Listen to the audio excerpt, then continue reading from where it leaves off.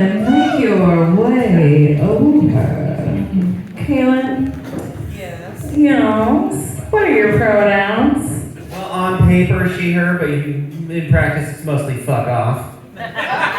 Fuck the right off. Yes. All right. Give us everything you got. I'm going to hand it over to you. So be it, bro. So be it. Okay, I'm gonna be honest with y'all. I've been in a little bit of a writing slump lately, okay? But when in doubt, you gotta go with that you know best, okay? So, being a chaste, virtuous Christian lady. Nah, just fucking with y'all. I hope y'all know me better than that. Now, sometimes when I'm going to discuss revealing and mildly embarrassing shit about my own personal life, it gives me pause. But then I remember that I'm a firm believer that if you have no shame and no secrets, that makes you pretty much invulnerable. So, who wants to laugh about some filthy, fucked up bullshit? I knew the Shakedown would not disappoint. So, by raise of hands, how many of you here are familiar with the term BDSM? Wow, I really underestimated the crowd here.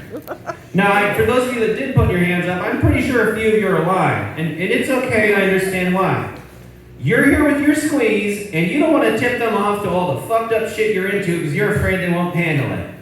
It's okay, your secret's safe with us. Now, just to make sure we're all on the same page here, let's create a definition of terms. B as in bondage. That's tying up or otherwise restraining someone or enjoying having that done to yourself. D as in domination. That's ordering someone else around or enjoying being ordered around by someone else.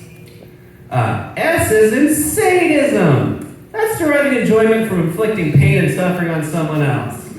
And last but not least, my personal favorite, masochism. That's deriving enjoyment from having pain and suffering inflicted on you.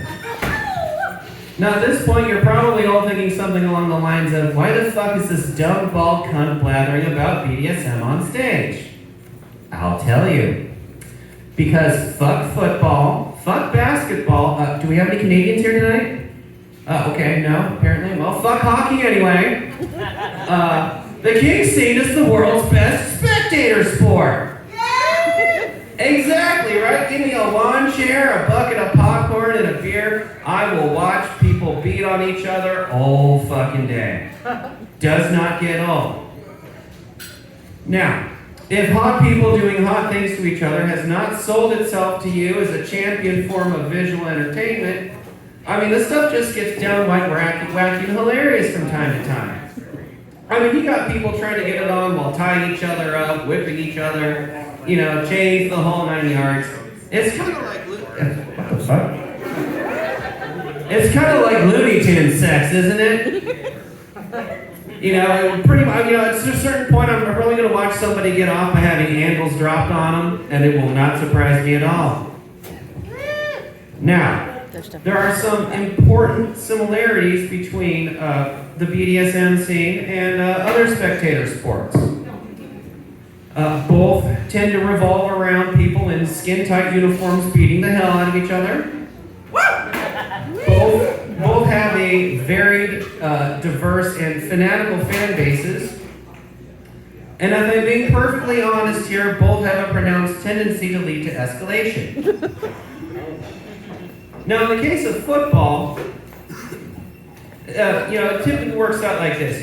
You're watching your hometown team, the Sea Chickens in this area, and then for whatever reason they start sucking, and then you start watching other football teams, and then that's not good enough for you anymore, and then you're watching college football, and then that's not good enough, and then you're pissing away hours of your life trying to make the ultimate fantasy football team. Now, in my case, it worked out a little differently. I go to a party, and there's a rack with some light impact play going on. I'm like, well, hell, this is some quality fucking entertainment right here. And then, as SpongeBob would say, a few moments later, I'm getting hooked up to the motherfucker. My bestie's behind me with a shit-eating grin on her face, and they start putting the hurt to me. And it was fun. Exactly. Trust me, it's been downhill since there. Now, I'm not saying that you're going to get quite the same payoff. Now, you follow this, so it's natural, this stuff down the rabbit hole as far as it goes. You're not going to get the same payoff as putting together a killer fantasy football team, but you might knock a few killer fantasies off your bucket list. Now, I've covered the similarities. There are some important differences between BDSM community and other spectator sports. The first and most important difference, for us mere mortals, we have absolutely zero fucking chance of participating in sports at any kind of professional level. And if you're built like me, you said goodbye to athletic activity a long fucking time ago. However, the King Sid would probably be happy to have you. Remember, Rule 34, okay? No matter what you look like or what freaky fucked up shit you're into, somebody's typing that shit into their Pornhub right the fuck now. Now, second important difference. Other sports fans are easy to detect, okay? They're like yeah, that would have been the smart move. Actually, I probably should have had a drinky drink. I thought I'd try to be composed. So your garden variety sports fan is very easy to detect, okay? They're like a jetliner at 20,000 feet lighting up your radar scope. You can't miss the motherfuckers, okay? A dedicated, heart dyed-in-the-wool gangster, they're a stealth fighter doing Mach 1 at the treetops. You ain't gonna know what's fucking happened until you are chained to the bed, blindfolded, face down, and praying to God you remembered what that fucking safe word was. Now, the last and most important difference, in other sports, audience participation is really a non-factor.